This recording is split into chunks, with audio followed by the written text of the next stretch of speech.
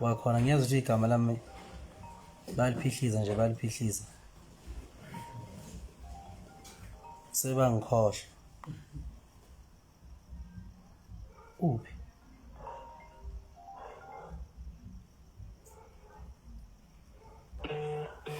okay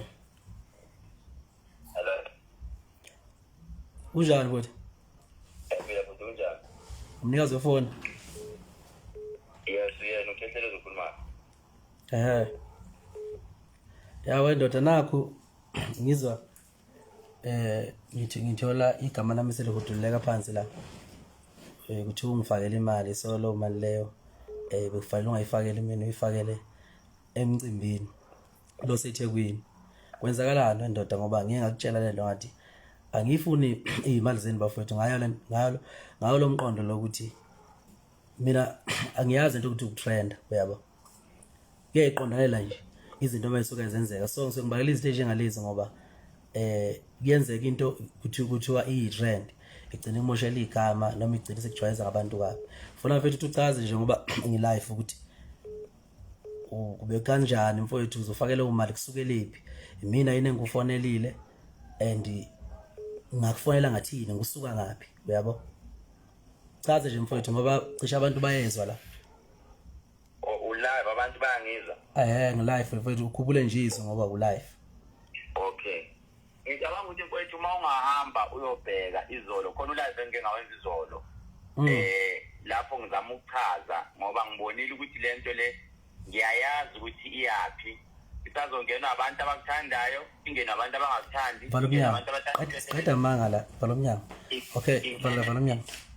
ingene futhi abantu abangithandayo nabantu abangangithandi ikanje into ngicabanga ukuthi imina engasukela wena awukazi ungifonela ime ngathatha ifoni ngakufonela mangifonela ngawuthi ngakufonela more than 3 times ngimenga ngifonele wena ngibuye futhi ngingakufihleli ngithi ngisafonela lo uKhuzani ngifonela uKhuzani ngithola ukuthi uhamba kanjani ngithi into eyenzeka akutshela ngathi mina wena oqala wangitshela wathi mfowethu ngikhona kwi-post kodwa angikhumbuli ukufaka imali angakayiniki imali mina mase ngifonela mina uKhuzani abuza ngathi mfoka kuba nansi le ndoda ithi khona kwi-post kodwa yakhokhela wathi ukhuba kimi cha mfowethu imali 40,000 sesimfakelile bekusele ukuthi simfakele omnye u40 uma ngibuya awumobambe lapho uthi sesimfakelela imali bangifakele nini lo mali wathi bayifake nini wathi imali wathi kimi mayisho wathi awukapheli ngisho 15 minutes simfakelile esho nini mana but esho nini lokho izolo ekseni ubetha kaphela mana betha kapheli ngisho 15 minutes befaka imali mangapheli ngisho 15 minutes izolo yes bekuyizolo ekseni ngikhuluma naye ekseni umcimbi wanini umcimbi lo ngaze ngigcwalisa waqala ukuyazi nini leyo gcwalisa imabhida wena ukuze nje ngayo mina ngiqala ukuyazi cishe sekunesikhathi eside ngiyibona ulo ukhube iphusha bathi imali bayifake izolo imali bathi bayifake izolo 15 minutes lo ungakapheli kusekuseni okay shuthi nje ngithule nje mina kuthiwa niyasibona isikhathi khova seyahlanya ngiyahlanya ifake izolo ekseni lo mali shuthi kahle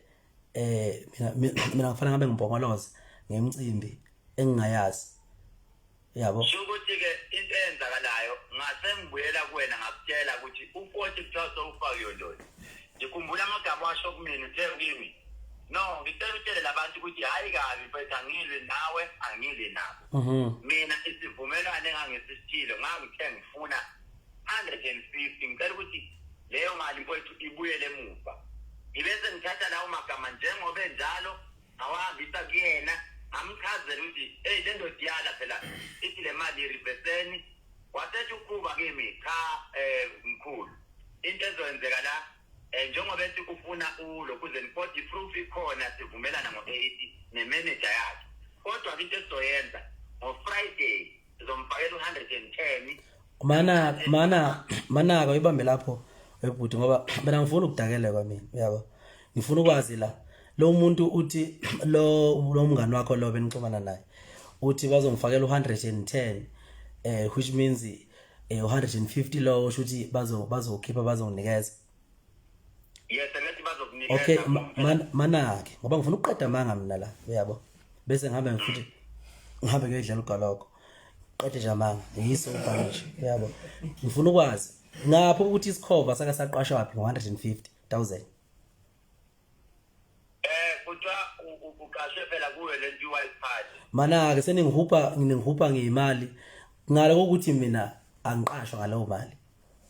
kwawusho bani ukuthi isikhova saka saqashwa wapi ngo150,000 sekushintshiphi manje sekuyisikhova lesi sikhutshwa ngeyimali manje osekufanele sifakele masibanga kubanga ama account isiphi sona lesi sikhova kuthiwa siqashwa ngaleyo mali iqiniso mana which is which iqiniso iliphi la angithi ke mfowethu manje mina ngoba imibuzo isiza kaningi kanje mina kuthiwa wena kukhulunywe nemanager yakho kufanele ngibuze mara kufanele ngibuze wena ububhululu wakho lo yabo akithi benixhumana ngiyaxhumana naye igama lami nani so mina ngibuzela mfethu ukuthi makula kufanele ngibuyise imali yakho ngiyibuyise manje nginezinto zami mina ngiyisebenzela mina yabo baba wasifundisa ukuthi sisebenze uyabo ngiyibuyise imali makuthi kanjani mayizongidalela ukukhuluma ongenasidingo mina ngifuna ukuchazela mfethu isizathu semali ukuthi njobe ingenile ingeyani if ngichazelile yebo mina but kufanele ukuchazela abantu la because bayabuka abantu la njengamanje balalele futhi imali oyidingayo lena back njengamanje ngiyithumele no mfowethu ekugcineni ngithi angikaze mina ngithi ngifuna imali mina ngu-businessman angithi so manje into ikanje mina awukaze wena ngikhumbula ukuthi wena mfowethu ufaka imali manje wena utheke imi Khehlelezi njengoba ukuhamba usafonela uza kwethu ngale mina sekunabantu asebecontribute ukuthi bayangifakela manje u220 why mina engithi ngicela uku-add ngo30,000 ngiyenzile u250 and wathi kimi mfowethu isilungu sithi first come first serve uma beyifakile kuqala shuthi angeke ngireverse imali yabantu mana kuqhamuka ukuthi mina ngiyibamba ingcingo zakho kufuna ngibuyisele imali yakho emumva ngiqolile mina wena hayi incingo angithi ngike ngakufonela wathi wena ubungakezwe futhi ngifuna ukukhuluma ngani wathi wena mfowethu kunamaphoyisa angibona ngazi nomali kusuyibona ukuthi ingenile wathi kunamaphoyisa la mfowethu mana mfowethu yabo nje kathi ufona yakhumbula ngidlule ePDTF ngiyonikela ifoundation yami ngapha uyabo ngidlule amaphoyisa ahlonishwa noma budume kangakanani uyadlula amaphoyisa owanikeza enza umsebenzi wawo athatha ilicense njalo bengakaboni ngisho ukubona lapho futhi kuthatha isikhathi nakho ukuthi ngibona ngoba mina anginayo ifoni ethi mayithi nqinqinqi bese kuvela nje imali ngathi manje kuphela inyanga kimi angiphelelwa nyanga uyabo nalezo mali kufanele ngihlale phansi ngicheck ngibheka ama message bese ngani ngiyithola ngoba vele icula kwezinye uyabo so manje bengayibuki lo khuzana lo message and ngikathi ufona ngitsho ukuthi ukhuluma ngalesimo lesi ofone ngaso angitshela ngaso ngakwemukela konke ubukusho ukuthi advertise ijacket ngakwemukela konke lokho ngoba bengazi umuntu uzoba nokukhuluma ozogcina kube ngathi manje makuhlamba lazi igama lami ngiyindoda uyabo so ingakho ngithe ngizamaphoyiseni ubuye kumina after 20 minutes ngithola ukuthi kuthiwa ke manje ngizibe ingcingo zakho mina uyabo kwethu okwendaba yomsindo ngicela ukuthi ngisho wena nabalandeli bakho ukuthi angasho ngithi maybe mina ngifake ekhulumeni mina bengazi futhi nami mina njengosomabhizinisi engibone ithuba futhi ngibona nangendlela othanda ugqoka ngayo ukuthi mfowethu ugqoka lento engiyifunayo asengicela ukuthi mfowethu ngicela ukuthi yongi-advertisele hayi ukuthi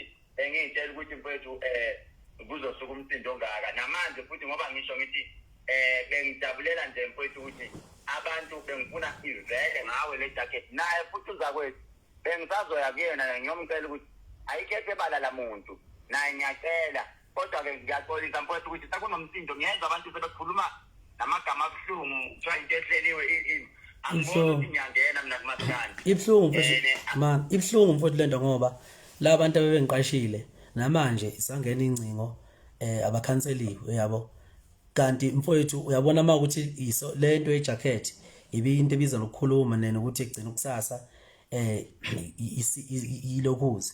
ihlambalaza igama lami uyabo bengobuyisela kumali leyo ngiqhubeke ngiyele umcimbi engiqashwe kona ebese ngiqhubeka nezinhlelo zami enginazo ngale picnic yabo ngoba ngizokhuluma ngayo namanje ukuthi zithini inhlelo zami kuphela once off yabo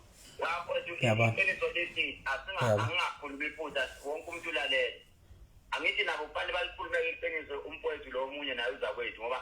ngiyazwana futhi nawe iqiniso yilelo uzwana ngalikhuluma iqiniso namhlanje ukuthi naye phela namhlanje ngiphinde ngafaka enye imali awukahle manaka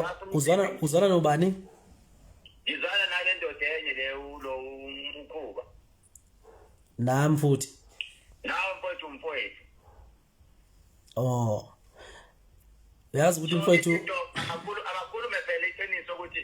sengiphinde phela ekuseni futhi ngafaka imali ngisupport umcimbi ngithi mfowethu hayi ngicela ukululisa isandla ngisupporta indaba leyo bengasayikhulumi ke ukuze nawe phela uthi hayi buyiselani nani imali kaKhehlelezi ngoba ngikwenzile futhi namhlanje ekuseni ngaze ngababuza futhi ngabuza ngiposte in social media bathiwa cha ungaposti kahle mbo uzobafakela imali nabo futhi ngibafakela imali ekuseni kodwa ngifuna ukuyidalula ukuthi imali ene futhi ngihlonipha igama lethi ungaposti kunye futhi engeke ngikusho mfowethu ngoba inhloso yami ukuthi ngibuze lokho bese kudlula nje ngenkulu inhlonipho ngoba ibingicasula ngempela lento futhi angifuni uyangazi mina mfowethu ngoba nje uthi uyangazi wazi mina impela ngqo mina ngifuna into engaqondile uyabo chitheke ishebo nje uyabo so ngoba uchaza mfowethu ukuthi ke uwenze kanjani angifuni sizesingene endabeni zabo ngathi manje kuphutshuka indaba bese kusolwa mina uyabo angiphutshuza indaba bengifuna bengiqondene nalento bengibuza